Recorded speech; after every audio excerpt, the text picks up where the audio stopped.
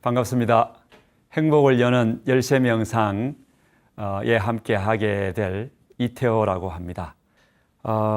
요즘 저희 센터를 운영하면서 느끼는 점은 갈수록 그 명상을 찾는 분들이 많다라는 것입니다. 코로나19가 시작되고 조금 한 1년 정도 지나면서 더 많아지고 있는 것 같습니다. 코로나 블루라는 말도 있습니다. 그 코로나로 인한 우울증, 또 불안감, 두려움, 이런 것들이겠죠. 그런 것들로 인해서 마음이 많이 불편한 분들이 많은 것 같습니다. 코로나가 좀 잠잠해지면 사회적으로 이런 분들에 대한 치유가 좀 급하지 않을까 싶고, 또 그것과 더불어 함께 이런 부분에 대한 수요가 많아질 걸로 봅니다. 그래서 행복을 여는 열쇠 명상 이 프로그램이 앞으로 많은 분들에게 큰 도움이 되지 않을까 생각을 합니다. 명상 인구 말씀을 드렸는데요. 지금 한국의 명상 인구가 얼마나 되는지 아십니까? 한 500만 정도가 됩니다. 우리나라 인구가 한 5,100만 정도 보면 한 10% 정도 되겠죠. 미국의 명상 인구는 한 5,800만 명 정도 됩니다. 3억 2천이 조금 넘으니까 한 18% 정도가 명상을 다 체험하고 있습니다. 아마 코로나 이후가 되면 더 많은 분들이 명상을 찾을 거라고 봅니다. 그래서 나오는 말들이 그 셀프 케어 르네상스라는 말이 있습니다. 아마 코로나 이후가 되면 자기 건강을 관리할 수 있는 기본적인 지식과 방법 정도는 알고 있어야 된다. 그래야 또 모를 닥쳐올 어떤 미래에 대한 어떤 질병, 또 건강에 대한 불안감 이런 것들이 좀 해소되지 않을까 그렇게 보고, 그래서 자신의 건강을 스스로 돌보는 셀프 케어라고 하는 키워드가 주목을 좀 받을 것 같습니다. 그래서 셀프 케어 르네상스의 시대가 올 거다라고 하는데, 셀프 케어의 핵심은 면역력이다라고 합니다. 면역력은 생명력의 일종이기도 합니다만은 면역력을 강화하는 데 있어서 몸의 면역력을 키우는 다양한 좋은 음식들도 있고 운동들도 있겠죠. 또 좋은 숲, 또 그 맑은 공기 이런 부분들도 도움이 될 거라고 봅니다. 또 한편으로는 마음이 몸에 미치는 영향이 좀 심대하다라고 보고, 마음을 잘 관리하는 것이 건강관리, 면역력에도 도움된다라는 연구가 많이 나와 있습니다. 그걸 우리가 명상이 건강에 어떤 효과를 주는가 하는 부분으로 정리가 되는데요. 이 마음을 고요히 잘 관리하니까 몸의 면역력이 높아지더라 하는 그런 많은 연구 결과들이 서양에서는 나와 있고요. 동양에서는 거의 수천 년 전부터 마음이 몸에 지대한 영향을 준다라고 해서 마음이 고요해지면, 마음이 평화로운 상태에 이르면 우리 몸에 심포삼초라고 하는 그 신체 장부가 있다고 합니다. 그 심포삼초가 활성화돼서 몸 전체의 균형이 이루어지고, 그걸 통해서 우리 몸의 생명력, 면역력이 향상된다, 그렇게 이야기를 하고 있습니다. 그래서 명상에 대한 수요가 셀프 케어 르네상스의 시대가 열리고, 아마 그 핵심 컨텐츠, 키워드로 명상이 다시금 주목을 받지 않을까 생각을 해봅니다. 명상은 마음을 가지고 하는 거죠. 우리가 몸을 가지고 하는 것은 운동, 스포츠, 기공 등으로 이야기를 하는데, 마음을 가지고 하는 운동을 우리는 명상이라고 이렇게 개념 정의해서 현대인들이 많이 활용하고 있습니다. 그래서 명상의 핵심은 마음인데, 마음이 뭘까? 마음이 뭐로 이루어져 있는가? 이 방송을 보시는 분들 또 함께 이 자리에 함께 하시는 분들, 내 마음이 뭐로 이루어져 있지?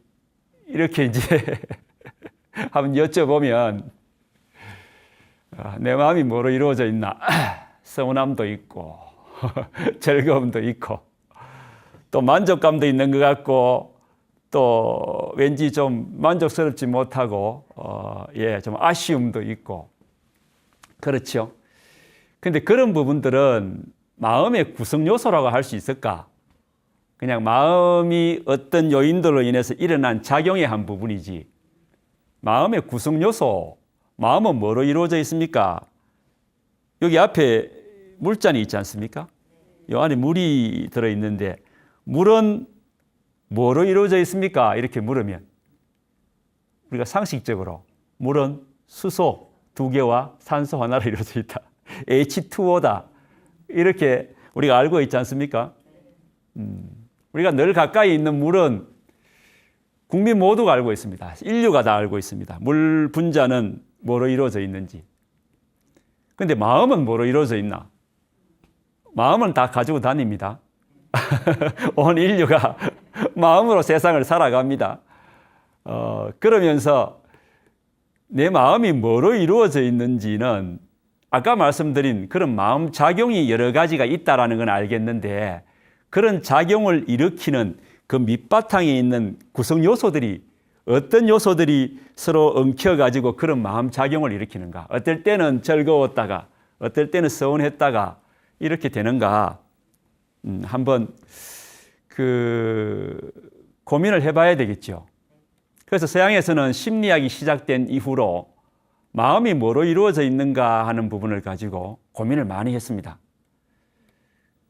그래서 프로이드라고 하는 심리학자가 나와서 마음은 이 무의식, 의식 혹은 초자 이런 형태로 구성되어 있다 하고 한번 가설을 세우고 해봤고 그걸 이어받아서 칼 구스타프 융 같은 심리학자는 좀 더 복잡하게 마음을 무의식을 좀 더 복잡하게 세분화하고 이렇게 했습니다. 그러고는 이 마음의 구성 요소에 대해서 좀 더 진지한 연구들이 이루어지질 못하고 오히려 어떤 자극을 주니까 어떻게 반응이 나오더라. 그냥 마음은 놔두고 자극과 반응 사이 인과관계만 계속 연구하는 이런 분야로 마음에 대한 연구가 옮겨가 버렸습니다. 근데 동양에서는 어땠을까? 동양에서는 어땠을까? 특히 인도에서 우리가 역사적 인물로 이야기하면 고타마 시타르타라고 하는 역사적 인물이 마음을 찬찬히 들여다보니까 마음은 이렇게 구성되어 있네 하고 선언을 했습니다.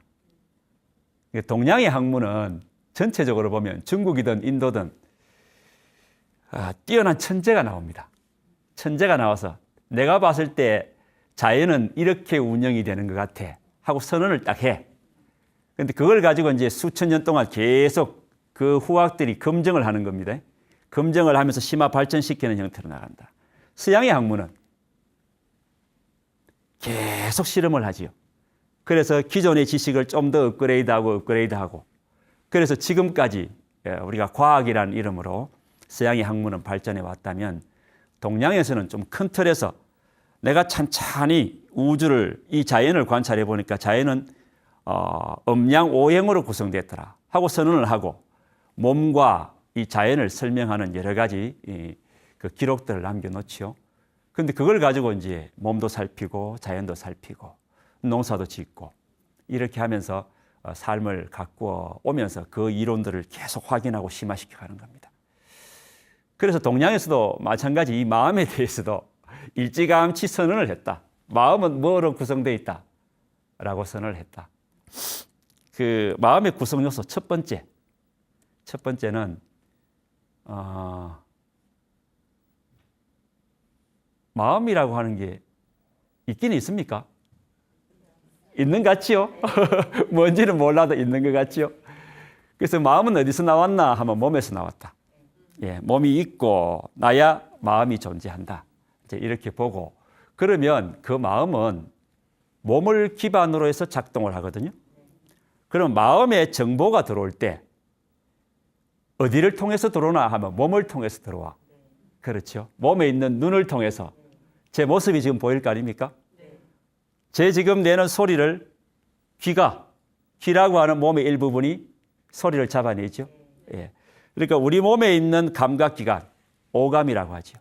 오감을 통해서 정보를 딱 받아들여서 뇌로 보내면 그 뇌에서 이제 정보를 처리를 해서 마음으로 짱 하고 비춰줍니다.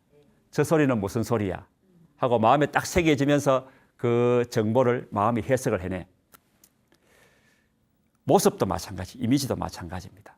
그러면 우리 몸에 있는 감각기관이 잡아낸 정보를 뇌에서 종합 처리해서 짱 하고 마음에 밀어 올릴 때 그때 그 정보를 딱 비춰주는 마음에 딱 새기게 맺히게 해주는 마음의 한 부분이 있을 거야.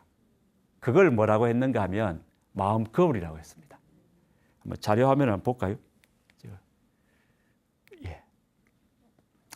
자료를 한번 보시면 이렇게 노란색 부분은 저게 마음 거울입니다. 우리가 마음이 좀 동그랗다라고 보고 마음이 둥근데 이 둥근 마음에 이 몸에서 받아들인 정보를 탁 이렇게 마음으로 쫙 뿌려주면 그 마음에서 그걸 쫙 비춰.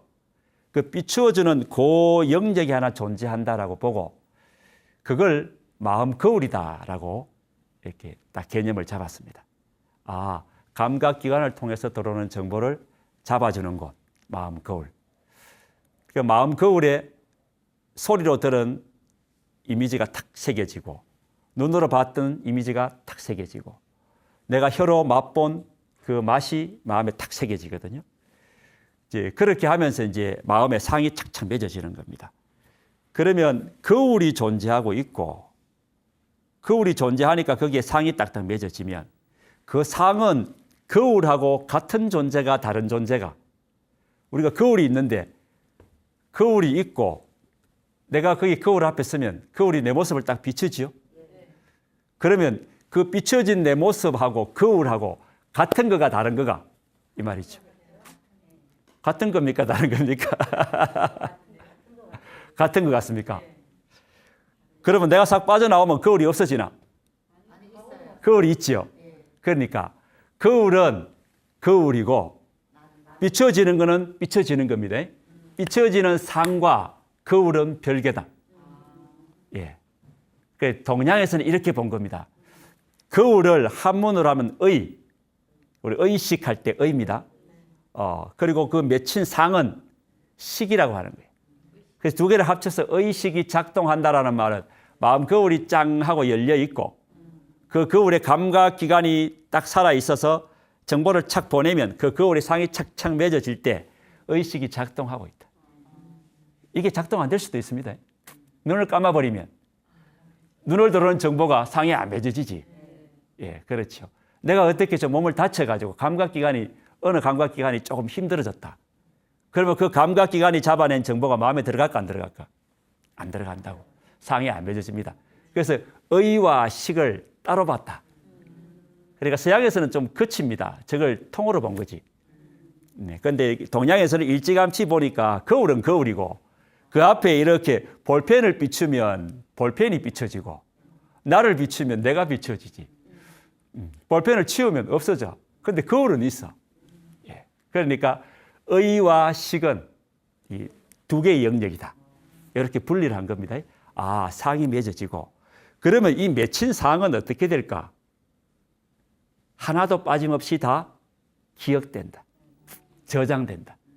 그러니까 우리의 감각기관에 한번 딱 잡혀서 내 마음에 딱 들어온 정보, 상을 맺은 정보는 하나도 빠짐없이 다 저장된다. 예, 100% 저장된다. 근데 왜 안 떠오르노?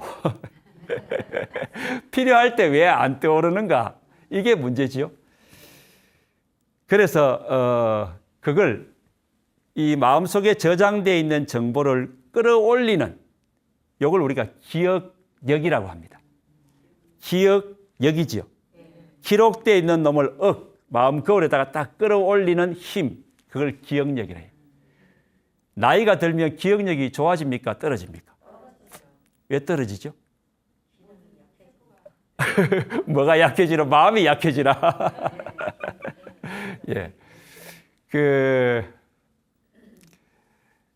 몸이 약해진다기보다도 마음이 좀 무기력해져서 그럴 수 있습니다. 그래서 저희들은 나이가 들어서 집중력이 떨어지고 기억력이 떨어지는 것은 한 세월 살다 보니 이런 일도 겪고 저런 일도 겪고 마음을 많이 사용했을 거 아닙니까? 그런데 충전할 줄을 몰랐어. 그냥 열심히 마음을 쓰기만 했다. 몸도 열심히 사용하면 골병이 듭니다. 한 세월 몸을 막 움직이다 보면 아이고 죄송합니다. 몸을 막 움직이다 보면 몸에 계속 무리가 가게 되고 어떤 기능들이 자꾸 떨어집니다. 그랬을 때 우리가 몸이 불편하다라고 하는 것처럼 마음도 계속 이런 일 저런 일을 겪으면서 마음을 좋았다가 슬펐다가 화났다가 서운했다가 이렇게 하는 사이에 마음이 지치고 기운이 떨어져. 그러면서 마음이 힘들어지고 불편해지는 상태를 우리가 괴롭다, 고로 표현하는 겁니다. 괴롭다. 통칭해서 마음이 괴롭다. 그 마음의 괴로움을 극복하는 방법은 다시 마음의 에너지를 충전하면 된다. 그 방법이 명상이다. 자, 그래서 저장되어 있는 정보를 끌어내는데 우리가 끌어내는데 핵심적인 역할을 하는 것이 뭔가 하고 살펴봤더니 알아차림이더라. 지금 제가 여러 말씀을 드립니다만은 제가 드리는 말씀을 다 알아듣습니까? 알아들으시죠? 이 방송을 보시는 분들도 제가 무슨 말씀 드리는지 다 아시겠죠? 제가 어떤 소리를 내면 귀가 그 정보를 잡아서 마음의 상을 딱 맺게 하면 그 상이 딱 맺히는 순간 저게 무슨 소리야? 라고 내 과거 기억이 탁 올라붙어서 해석을 합니다. 그럴 때 그 소리가 맺혔다는 거, 과거 기억이 그걸 알아차릴 수 있는 과거 정보가 탁 올라붙게 하는 요 요소가 마음에 하나씩 있는데 좀 더 쉽게 이야기하면 내가 막 웃다가 내가 좀 웃고 있네 하는 걸 알기도 합니까? 모르나? 알죠. 그러니까 내가 막 화내다가 내가 왜 이렇게 화가 나지? 화난 자신이 문득 알아차림도 되지요. 예. 그러니까 우리가 마음 속에서 일어나는 여러 가지 작용들이 일어나기도 하지만 그 작용이 일어났다는 걸 알기도 합니다. 그리고 우리 마음 속에는 내가 지금 몸 상태가 어떤지, 마음 상태가 어떤지를 아는 요소가 하나씩 있더라. 예. 이걸 알아차림이라고 하고 마음의 구성 요소 중에서 제일 중요한 네 번째 구성 요소가 됩니다. 그래서 감각기관을 통해서 우리가 안이비설신이라고 하는 오감을 통해서 마음의 정보가 들어오고 그러면 그 거울이라고 하는 마음의 한 요소가 있어서 그걸 탁 이렇게 맺어줘. 그러면 그걸 우리가 맺힌 상이다 이렇게 표현하고 한번 맺힌 거는 다 100% 저장이 된다. 예. 그리고 내 마음 속에서 일어나는 다양한 작용들을 아는 요소가 하나 있다. 그걸 알아차림이라고 한다. 그래서 마음 거울을 맺힌 상을 저장된 정보를 그리고 알아차림, 의식기념 요 네 가지가 마음의 그 네 가지 구성 요소입니다. 이 네 가지가 서로 맞물려 가지고 작동을 하는 겁니다. 어떤 정보가 들어오면 저장되어 있던 정보가 올라붙고 그 올라붙는 과정에 알아차림이 개입하고 이러면서 마음이 막 굴러가는 겁니다. 그래서 그걸 굴러가다 보면 아주 논리적으로 선명하게 잘 정리되는 일도 있고 또 진행되는 과정에 막 서운함이 울컥하고 올라오기도 하고 또 막 기쁨이 올라오기도 하고 그렇게 마음이 작동하는 겁니다. 그래서 이 사유나 논리, 비교, 분석 이런 부분들도 한 부분 존재하고 있고 또 한 부분에서는 이 감정이 또 출렁거리기도 하고 그래서 이게 크게 이렇게 마음 작용을 감정이 출렁거리는 파트 그리고 사유가 일어나는 파트 이렇게 우리가 크게 갈래쳐서 좀 감성, 이성 이렇게 우리가 이야기할 때 이 감성이나 이성이나 이런 말들은 마음의 작용을 가지고 이야기하는 겁니다. 그러면 이렇게 마음이 작동하는 것은 어떤 구성 요소가 어떻게 맞물려서 그렇게 되는가? 그렇죠? 그랬을 때 그 구성 요소는 네 가지로 본다. 뭐라고요? 의, 식, 기, 념. 자, 방송을 보시는 분들도 한번 따라해 보십시오. 의, 식, 기, 념. 이 네 가지입니다. 마음의 구성 요소가 뭐냐라고 물으면 마음 거울, 맺힌 상, 저장된 정보, 그리고 알아차림. 이 네 가지로 구성되어 있다 하더라. 그래서 마음의 영역을 이야기할 때 이 네 가지는 빠질 수 없는 꼭 핵심적인 요소다. 이 네 가지 중에서 우리는 뭘 가지고 훈련시키는가 하면 네 번째 구성 요소인 알아차림을 가지고 훈련시킨다. 마음 거울이 살아있는 한, 몸이 살아있는 한 거울은 짱하고 이렇게 열려져 있습니다. 거울이 열려져 있으면 감각기관이 열려있는 한 정보가 들어오겠지요. 상은 어쩔 수가 없어. 거울도 어쩔 수가 없고. 한번 맺힌 거는 다 저장된다 했죠. 그러니까 저장된 정보도 어째 막을 길이 없어. 눈을 감아버리고 길을 막아버리지 않는 한 저장된 정보는 어찌할 수가 없다. 그러면 마지막에 요 네 번째 알아차림은 이건 어떻게 좀 훈련을 해보니까 알아차림이 좀 잘 되니까 또 잘 되게 할 수도 있겠네 하는 방법들을 알 수가 있었다. 그래서 마음에 대한 위대한 발견 중에서 딱 두 가지가 있습니다. 마음 거울이 있다는 거. 거울이 있다는 걸 최초로 알아냈다. 그리고 네 번째에 해당되는 알아차림이 있다라고 하는 거. 이걸 알아냈다. 라고 하는 게 마음에 대해서 세밀하게 살펴본 천재의 최고의 발명품이다. 라고 할 수 있습니다. 그런데 저 첫 번째 의라고 하는 놈은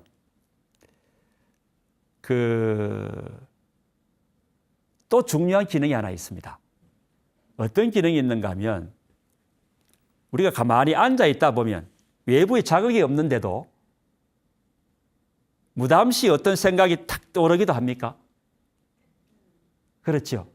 예, 잘라고 누워 있으면 누가 뭐라 한 것도 아니고 눈에 보이는 것도 아닌데 갑자기 그 일이 툭 떠올라서 밤잠이 안 와. 그러니까 마음이 외부의 정보를 몸에서 보내주지 않는데도 마음속에 들어와 있던 정보가 툭 떠오를 때 그 툭 떠오르는 정보를 뭐라고 하고 법이라고 하고 법, 예, 법법자를 그렇게 씁니다. 한문으로 법이라 하고 이 떠오르는 정보, 이 법을 탁 맺히게 한다, 비추어주는 그 요소도 의다, 마음 거울이다. 자, 우리가 감각기관을 이야기할 때 서양에서는 오감을 이야기하지만 동양에서는 육감을 이야기합니다. 여섯 번째 감각기관, 안이비설신 의지요. 이 의가 뭔가 하면 마음 거울입니다. 그러니까 색성향, 안이비설신까지는 알겠다. 눈, 코, 눈, 귀, 코, 혀, 피부, 오감. 그런데 의라고 하는 것도 하나의 감각기관으로 봤다. 그러니까 감각기관을 5개로 볼 건가 6개로 볼 건가가 에 따라서 마음에 대한 이해 정도는 완전히 달라진다. 서양에서는 5개로 보니까 이해의 폭이 그만큼밖에 안 된다. 그런데 동양에서는 6개로 봤다. 눈이 잡아내는 바깥 세상을 우리는 뭐라고 표현했습니까? 색이라고 했죠. 그러니까 눈이 볼 수 있는 모든 형체가 있는 것들을 우리는 색이다라고 했고, 귀가 잡아낼 수 있는 바깥 모든 사운드를 뭐라고 했고? 성이라고 했고, 색, 성, 향, 미, 촉, 마지막이 뭐지요? 법. 이 법이 뭐냐? 이 법은 내 마음속에 들어와 있던, 저장되어 있던 과거 추억이야. 이게 툭 떠오를 때 그걸 뭐라고 하고? 법이라 하고, 그 법을 딱 잡아내는 감각기관도 하나 있을 거야 라고 보고 그 감각기관을 뭐로 봤다? 의로 봤다. 예, 마음 거울이 그 역할을 하더라. 그렇게 되니까 그러면 내 과거 추억은 뭐하고 같다? 이 물잔하고 같다. 물잔이 보이십니까? 눈을 통해서 받아들여서 내 마음에다가 저게 물잔이구나 하고 딱 새기죠. 그래서 물잔인 줄 알아. 물잔이 여기 있는 줄 알아. 예. 과거 기억이 탁 떠올랐을 때 그 과거 기억을 마음고리 탁 잡아내지요. 그래서 그 생각이 일어났는 줄 알아. 그러면 그 과거 기억은 바깥에 있는 색성향미촉 법, 바깥에 있는 대상과 법을 하나로 봤잖아요. 바깥에 있는 대상으로 봤잖아. 그러니까 과거 추억에 너무 얽매이지 말았고 지나간 거는 지나간 대로 지나간 것은 지나간 대로 그냥 내가 늘 마시는 물잔과 같다. 그렇게 바라볼 수 있어야 된다. 그래서 너무 과거 기억은 내 거야. 그것 때문에 내가 밤잠을 설칠 이유가 없다. 기본적으로 시각을 과거 기억은 내가 마음이 돌아가는데 그냥 올라와서 작동하는 데 도움을 주는 요소야. 이렇게 생각하시면 좋겠다. 일단은. 그래도 그게 잘 되나? 잘 안 되지. 세운할 때는 세운하다. 예, 그렇습니다. 우리가 마음을 살펴볼 때 이 네 가지 구성 요소 꼭히 좀 아실 필요가 있고요. 자, 이 네 가지 구성 요소가 이제 각각이 이제 기능을 하고 그런 구성 요소와 기능들이 결합을 해가지고 마음이 작동을 합니다. 아까 마음이 작동할 때 감성이라고 하는 큰 범주가 하나 있다 했고, 그러니까 느낌이 막 출렁거리는 겁니다. 이 방송을 보면서도 느낌이 이렇게 하고 또 기쁨의 느낌이 일어나기도 하다가 저게 무슨 소린가 하고 약간 못마땅한 느낌이 일어날 수도 있습니다. 그러니까 이럴 때 그 못마땅함이라든지 불편함이라든지 기쁨이라든지 이런 것들은 감정의 영역이다. 느낌의 영역이다. 그런데 또 한편으로는 그 말이 그 말이었구나. 지난번 열쇠명상에 나온 선생님 말씀이 그러면 그렇게 연결되는구나. 이렇게 또 이치가 논리가 쭈르륵 연결되지요. 이런 마음의 작용을 뭐라고 하고? 이성이라 하고. 그러니까 마음이 작동하는 메커니즘을 가만히 보니까 한 영역에서는 감정이 출렁거리기도 하고 또 한 영역에서는 막 서로 비교하고 분석하고 해서 논리를 쭉 이렇게 연결하는 또 그런 마음 작동도 하나 있고 그래서 그걸 크게 갈라쳐서 이성이다.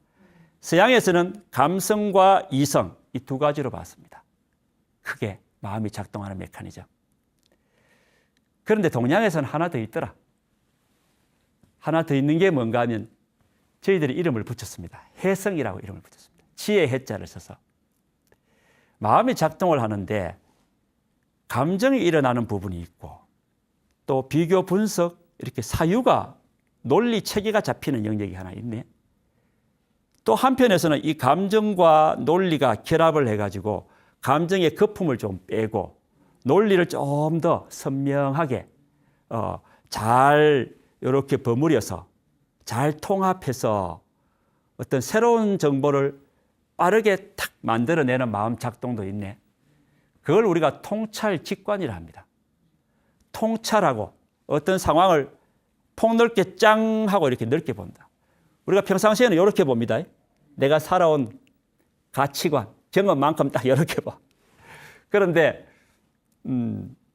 명상을 하거나 한 세월 좀 치열하게 자신을 돌아보면서 산 사람들은 어떤 상황이 탁 벌어지면 그 상황의 여러 측면들이 보여.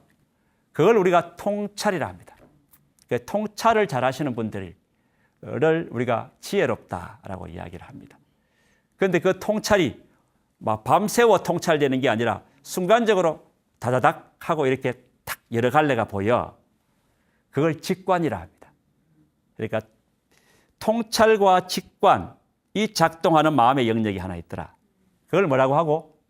해성이라 하죠. 명상을 하면 어느 영역이 좋아질까요? 해성이 좋아진다. 그래서 어떤 상황에 대해서 통찰하고 직관하는 힘이 좋아진다. 그래서 명상은 어떤 때 도움이 됩니까? 어떤 상황이 벌어졌을 때 그 상황을 좀 더 폭넓게 보고 의사결정의 수준을 높일 때 명상이 도움된다. 그러니까 그런 상황은 언제 올지 모른다. 그러니까 평상시에 연습을 좀 해놔야 된다.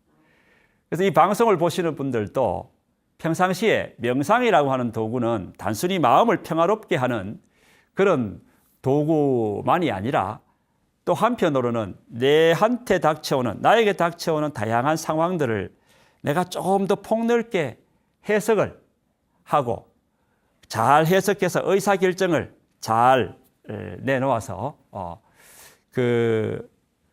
좀 더 내 삶을 지혜롭게 끌고 가는 데 도움이 되는 수단이다, 도구다라고 생각을 하고 명상을 대해 주셨으면 좋겠다 싶습니다. 마음이 이렇게 작동을 하는데 이런 마음을 그러면 어떻게 훈련시키면, 어떻게 운동을 시키면 해성이라고 하는 부분들이 좀 더 활성화가 잘 될까?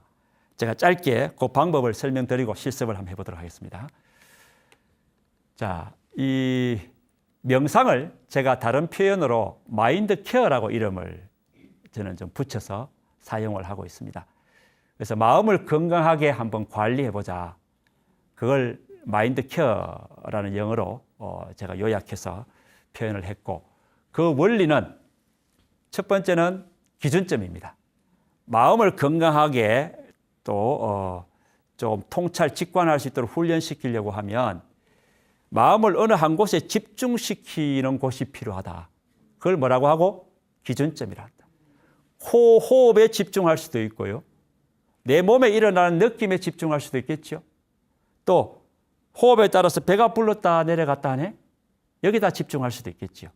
그래서 모든 명상이라고 이름 붙인 것들은 다 기준점이 하나씩 있다. 그 기준점을 어떻게 하자? 알아차림하자. 예. 그래서 기준점과 알아차림, 이 두 가지를 가지고 마음을 훈련한다. 마인드 케어를 한다. 그러면 알아차림은 어떻게 하는 건가? 이름을 붙인다. 예를 들면 숨이 들어오면 배가 이렇게 불러오겠죠? 그럼 불러오면 뭐라고 한다? 일어나. 예, 이렇게 이름 붙인다. 내려가면 들어가 마라. 들어가면 하면 좋겠습니다만은 저희들은 사라짐. 그러니까 배가 불렀다가 내려갔다가 이걸 일어났네, 사라졌네. 우리가 인생을 살아보면 일어나가지고 그 일어난 일이 뭐 몇백 년을 갈 것 같았는데 돌아보면 또 사라지지요. 그러니까 배도 마찬가지다. 어떤 조건에 의해서 배가 쑥 올라왔다가 조건이 닿으니까 쑥 사라져 버리네. 올라왔는 배가. 그래서 일어남, 사라짐, 일어남, 사라짐 이렇게 가는 겁니다. 그래서 기준점을 앉아있을 때는 어디에 잡고 기준점을 아랫배. 예, 배꼽 아래 우리가 하단전이라고 하는 이 아랫배를 기준점 삼고 그리고 이걸 어떻게 알아차림할까? 배가 불러오면 일어남 하고 알아차림하고 내려가면 사라졌네, 사라짐, 알아차림. 일어남, 사라짐. 일어남, 사라짐. 이렇게 알아차림하는 겁니다. 한번 해보겠습니다. 그냥 방송을 보시는 분들은 의자에 앉아 계시면 의자에 앉은 채로 바닥에 앉아 계시면 바닥에 편하게 앉으셔서 허리 꼿꼿하게 세우시고 의자에 앉으신 분들은 발바닥 땅에 딱 붙이시고 허리 꼿꼿하게 세우시고 손은 겹쳐서 이렇게 겹쳐서 아랫배에서 편안하게 툭 내려놓습니다. 눈을 감으시고 턱을 살짝 당겨서 고개 똑바로 세웁니다. 가슴 펴고 어깨 힘 빼고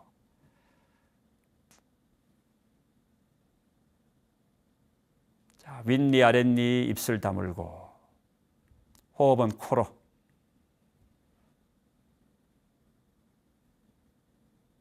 혀는 윗니 뒤쪽 입천정에 살짝 갖다 놓습니다. 자, 호흡은 조절하지 마시고 몸에서 숨이 쉬어지는 대로.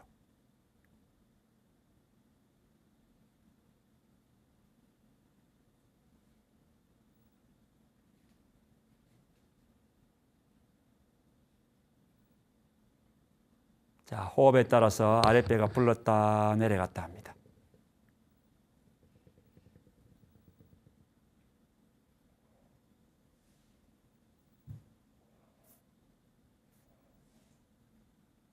자, 배의 움직임을 따라가면서 배가 불러오면 일어남 하고 따라붙고 배가 내려가면 사라짐 하고 따라붙습니다. 일어남 사라짐.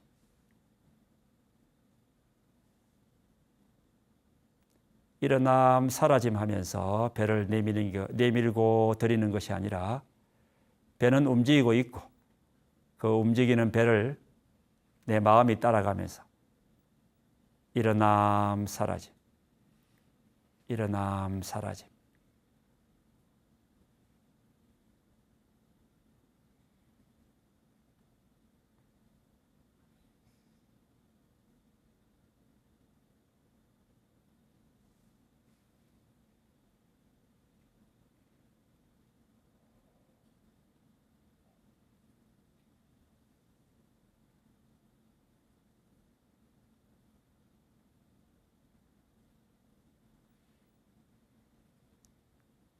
그러다가 마음이 다른 생각을 하고 있거든.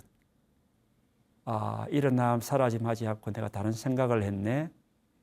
생각하고 이름 붙이면서 다른 생각했는 것을 알아차림하시고 다시 배로 마음을 집중합니다. 배를 따라가면서 일어남 사라짐. 이름을 붙입니다.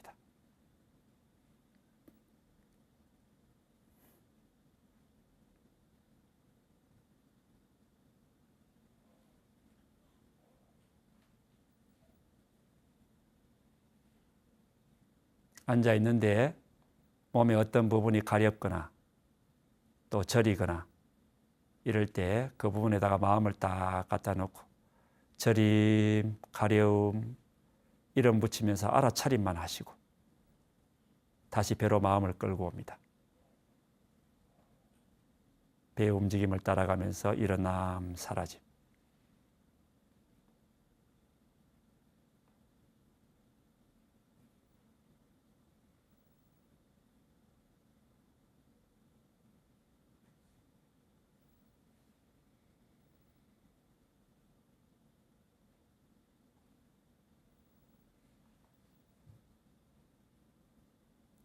앉기 명상을 마치려 함. 천천히 눈을 뜨시고 입으로 숨을 한번 후 하고 토해냅니다.